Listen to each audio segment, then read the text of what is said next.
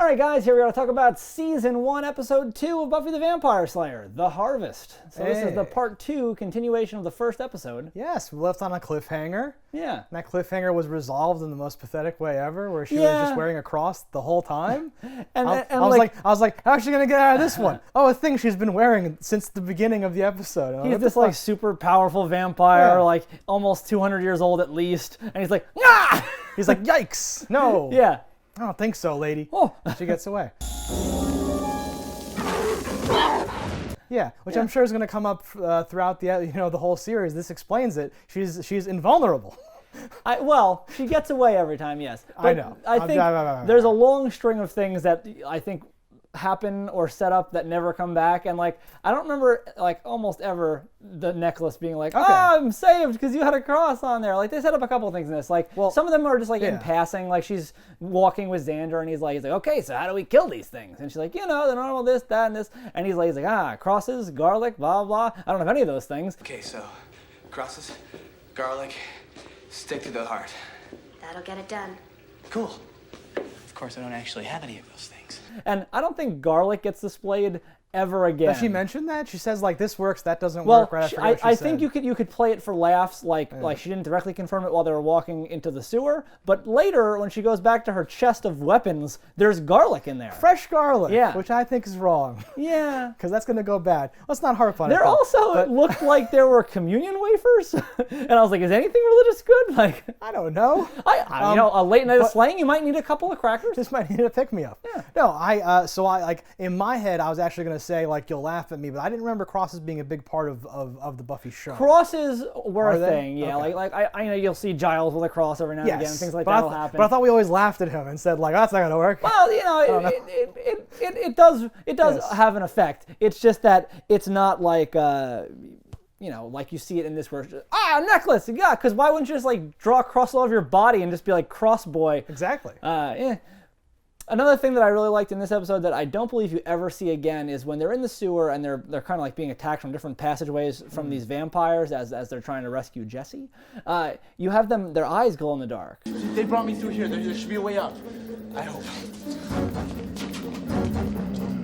And I thought that's really cool. And I maybe I don't remember it, but I can't picture that ever happening again. I didn't even notice it in this. Yeah. So I can't tell you anything. That's great. Cool. Like that's part of the thing of just like discovering stuff. Like red or orange. They were like yellow. Cat's eyes, like white, like they reflected the light. That's gonna be my last thing, or like a predator at night. Yeah, like a predator. It was very cool. And I was like, I like this. Wish I'd seen it. Yeah. Okay. it was for just a little like a quick. No, it's great. Yeah. But little attention to detail like that are what makes the show so cool. I would have liked if they would have proceeded with that in the future. In that underground, there's a great scene where Jesse is like, I think they went this way. Wait, it was over here. And then like, this is a dead end. He's like, I'm a vampire now, bro. I don't think this is the way out. We can't find a way back to those things. What do we do? I got an idea. You can die. Yeah. I'm like, oh shit! Oh, that's great. Yeah. Yeah. So now that Jesse's gone, in our last episode, I started to say something, but it was a spoiler. Yes. I didn't want to ruin it. Joss Whedon's original concept was to put Jesse in the opening the opening credits. Yes. So you would think he's a character that's going to last this long time, and in episode 2 he would just die. But they ultimately were like, that's so much work. We can't do that just possibly for your little gag. Think of the lawyers. But I think that would have been genius. Okay, because I said something like, I don't remember it, Jesse, but then again, I've forgotten other things, whatever, and you're like, okay, yeah, so I knew something was up, but I didn't realize. In case anybody else is going on this ride with us for the very first time, I didn't want to blow it right then. No, it's wonderful, yes. So Xander like accidentally kind of kills him? Yeah, he gets bumped into the, he gets like, oh geez, and all right, put me out of my misery. You don't have the gun. disappears. Yeah. Which it's very unfortunate, and like running through the rest of the series, you could really see why Xander would hate vampires, because he lost his best friend to a vampire. Not only did he die, he became the undead, attempted to kill him, but he also had to kill his best friend. These are things that you don't just get over. Oh yeah. Like throughout the Buffy community, most people hate Xander. Wait, what? Like, and you're not as fresh to it as I am, but as we go, I'm gonna keep pointing out when Xander is a bamf, a badass motherfucker. For those who don't know, he's one of my favorite characters, and I think he shines in this one too, where he just finds out vampires exist, a friend is in trouble, and he rushes right in. Yeah, it's wonderful. Yeah, so I point Xander.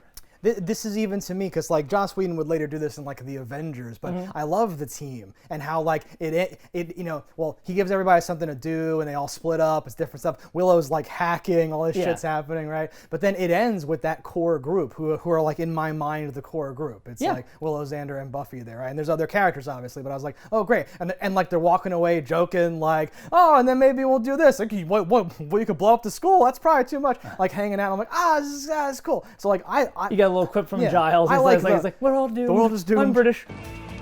The Earth is doomed.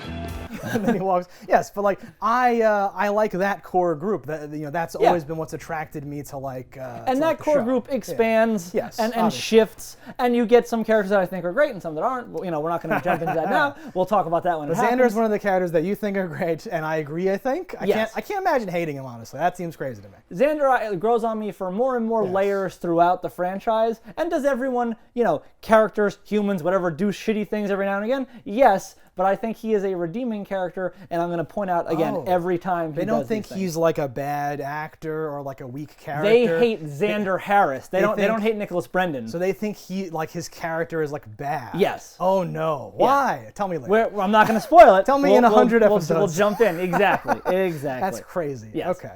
But so this episode.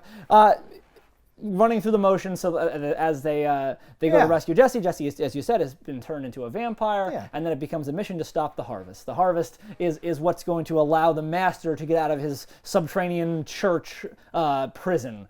Now, it's like force field. I've always wondered about these things because it seems like the harvest is something that's like, it's in books, it's this preordained thing, it's, when we put this symbol on somebody, they become the vessel and they can transport life to the blah, blah, and I'm like, okay, it seems like a lot of this falls directly in line with what you happen to fall into, and I'm like, how preordained were the events of you getting trapped in this exact church? Because it's not like he's this legendary, like he is a legendary old vampire, but what I mean is he's not been trapped in there for generations. It's like an extra thing. He's only been in there for 60 years. Yeah, and it does seem like this is an extra, like this is not something that, it kind of sets up the thing of like, I got this book and it's got everything written in it already. Yeah. Whatever you encounter, right? In like Ghostbusters, a plumber who died last year is haunting the thing and it's in the book because they have it, or it's an ancient ghost somehow. Like, wait, what? That's not the plumber. It's an ancient entity, right? Because you always have to have an explanation. So yes, I don't think he's been trapped in multiple places over multiple times. No. Hasn't been let out the same way.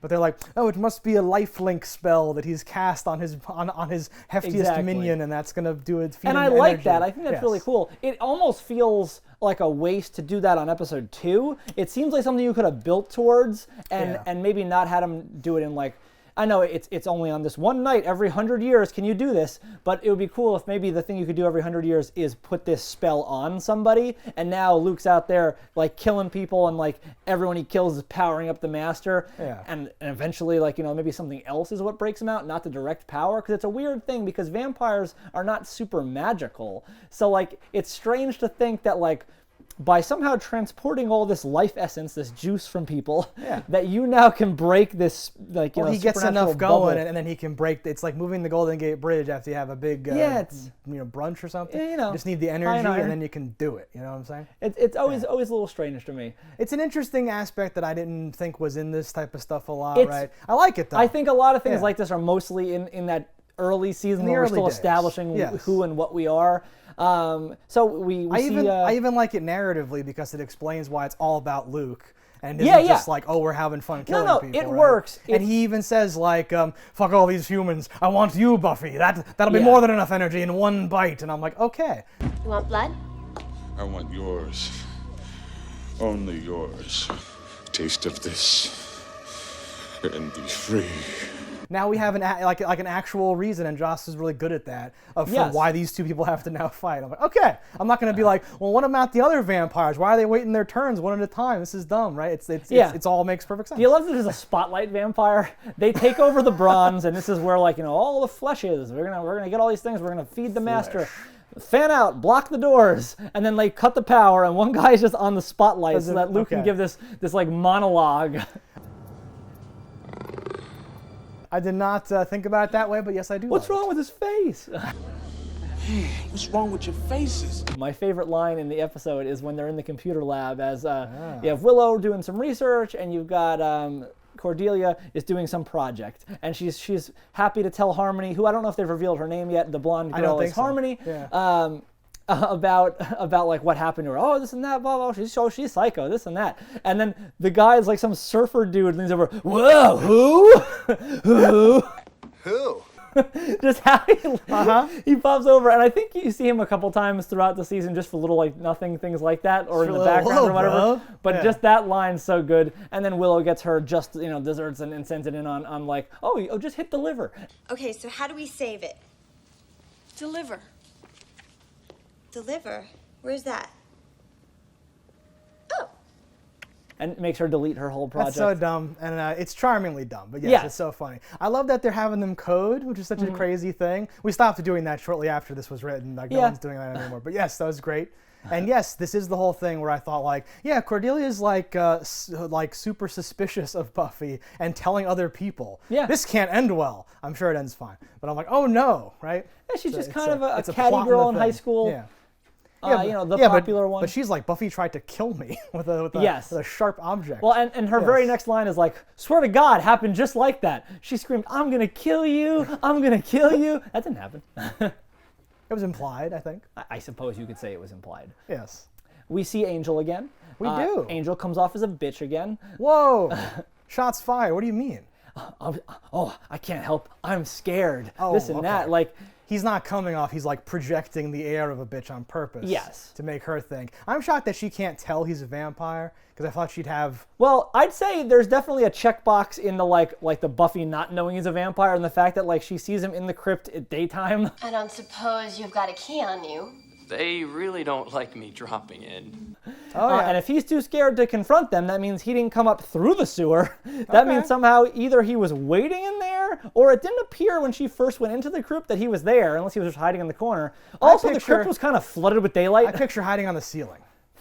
That's not really his thing, but... Yeah. But and then dropping down. There's clearly light on his face, which can only be sunlight. I didn't think that it was that strict or whatever, because they open the manhole when it has to be. And it light is. comes in, and then like once he's in like direct sunlight, it just kind of burns a little too. It isn't like in some movies where like it burns a little and then like it like strikes a vein and then it like goes through their system and they like explode. Right? No, like it burns. It's just what like is in ow, light. ouch. Well, ouch. they get better with that as it goes. You see some people actually set ablaze and things happen, but. I'm sure if you were trapped out there, that would eventually like destroy you too. So I get it. I can't be in the sun either. I have nothing but empathy for vampires. It's true. We established like a couple. I think some of my first continuity problems in things is you hear Cordelia say like the Bronze on Friday night. There's no cover. Of course we're gonna be there. There's no other place. Harmony.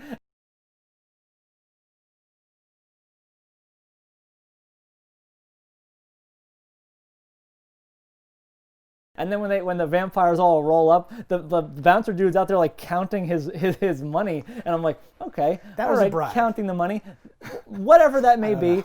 But then he says no one gets in without ID, and I'm like, nobody in there has ID. They're all teenagers. They're all teenagers. Oh, he's counting his money because the teenagers bribed him to let them in underaged. Need ID? Hey, nobody gets inside. It's like it's some sort of... Maybe. Right? So really Luke's the good guy, and he's putting a stop to this underage drinking. It appears like in other in most shows, like as a set piece grows with the characters, the Bronze seem to be just like a teens hangout spot, and then like later on they serve beer and stuff. Okay. So I don't know what we're supposed to believe, but that seemed like an ad-libbed line or something that just like, oh, Joss wasn't there that day. The second unit director had him do this. Just say, we like it. Just make something up. It's great. Yeah, I think I remember that place being the setting of a lot of other things much later in the series. So yes. The Bronze is super cool. It's such a weird place with the catwalk. Industrial and looking. Yeah. And like often great bands. No band in this episode, but most episodes have a band. A real band. A real band. From real life. Yeah. Okay. That you could buy the CD of. Ooh, and you did. Sometimes. You did, yes. That's a great fight scene at the end before we drop it completely. Like when she does the sunlight trick. Yes. When she says, "What about dawn?" Smashes the thing. He's like, "Ugh." There's something you forgot about too. Sunrise.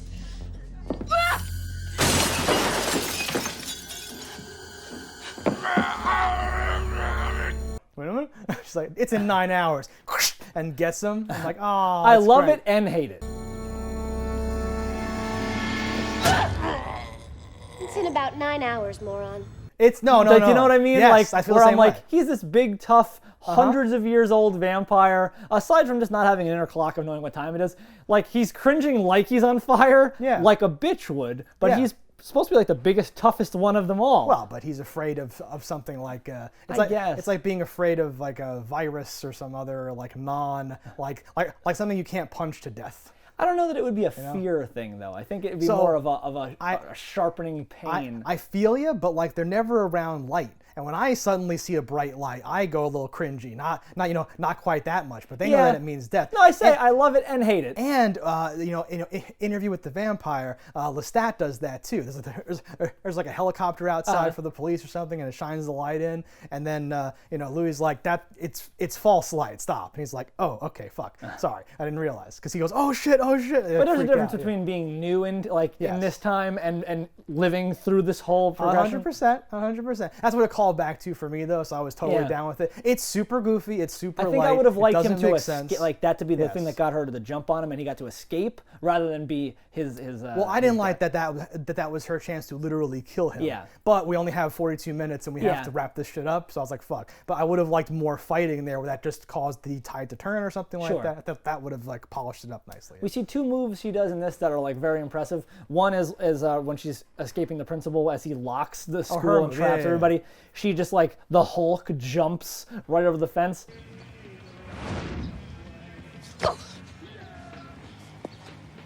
And we don't really see much of that. I was gonna say that shot is so well done. I forgot because I was gonna ask you, do they do stuff like this a lot on this show? Not really. That's like some Wonder Woman shit. Like that's awesome though. I don't know I don't know if Buffy is supposed to be able to do that, but if you had to show that, it's like literally just stunt legs and like a choreographed camera move and her dropping into frame. Yeah. But it's so well done for like so cheap or whatever. I'm like, yes.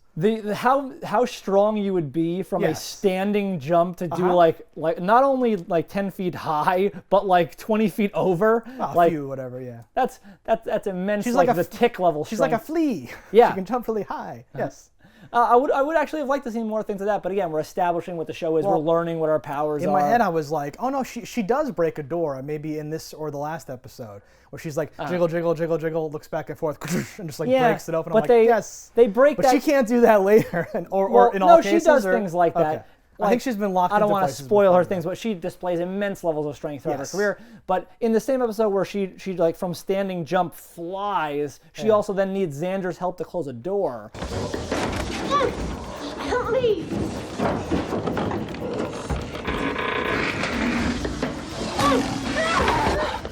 And you're like, okay, that's inconsistency. That's what I was getting at. Not that she can't be strong later, but that it's inconsistent, or that she can't always do whatever she can do. That stood out to me too. She's like, help me, you idiot. And he's like, oh, fuck, I thought you were... Because I love that he says, oh boy, well, I'm doing this, they're doing that. Oh, and Buffy's a superhero, so we're good. And he's like, oh, shit. Yeah. Okay, good. Like, great. No, it's a fine episode too. Yeah. I think I would have liked to again to have Luke character survive a little bit longer. He'll be replaced with bigger and better people. I could tell by the way you acted last time that he's not going to be around. You kind of did I telegraph that? Micro facial ticks. I was like, I'm not going to get to enjoy this character for that much longer. But I'm glad he was in there. That actor comes back. That actor. Oh, that's weird. Don't tell me that. Okay. I'm playing a different character. Oh, okay. I was going to say, because we never see him not in vampire makeup.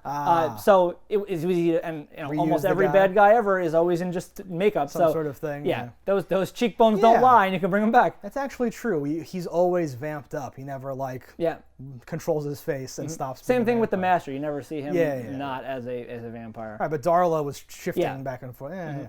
I did not notice that. That's cool. Last thing that I liked was there's an awesome thing in there where like after they're doing whatever, the Scooby Gang's hanging out, and they go like, wait, there's gonna be more? I can't handle any more vampires. And Giles is like, oh no, there'll be all types of things. There'll be ghouls and goblins and whatever. And they're like, what the fuck? And he's like, oh, this is a huge book. Don't worry, we're good. More vampires? Not just vampires. The next threat we face may be something quite different. I can hardly wait. I'm like, what the? And like, that's a great after like a 2-part, premiere to kind of kick off and be like, fucking, you're gonna fight the creature from the Black Lagoon and a werewolf and anything.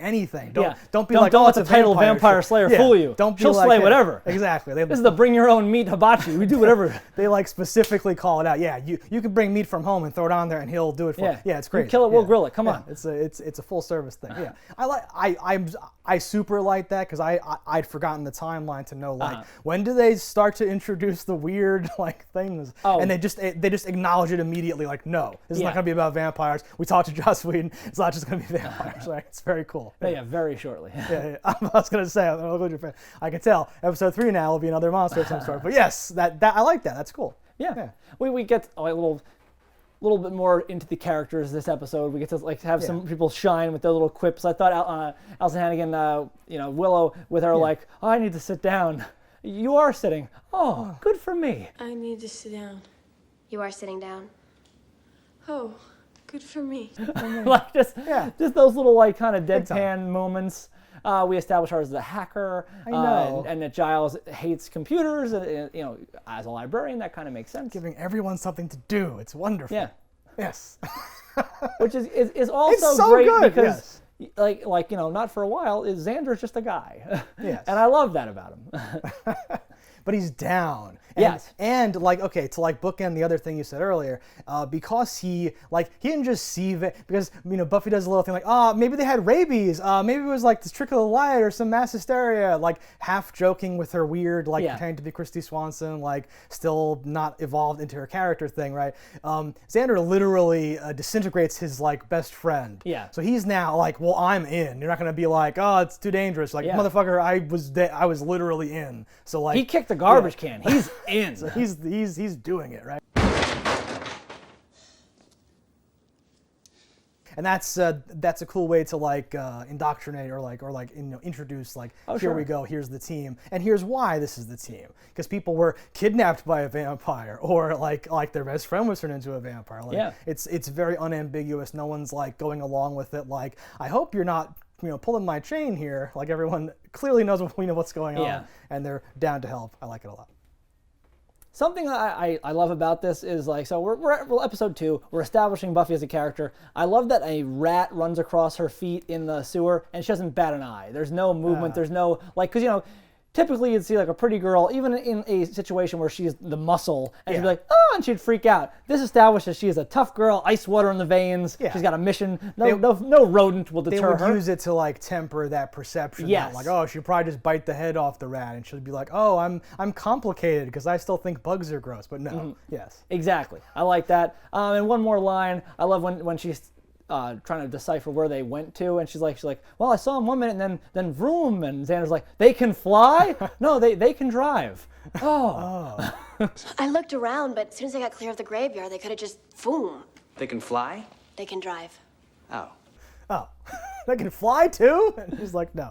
But honestly, is that out of the realm of possibility? If you're just learning things exist, those are the anything could exist. Those are the kinds of questions people should ask, and I believe he keeps asking those questions for 100 more episodes. So it's perfect. Yeah. That's not a problem for me at all.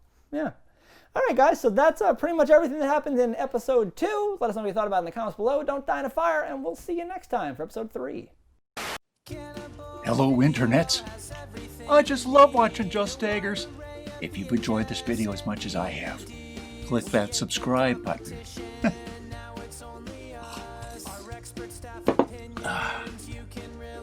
Peace out, homies.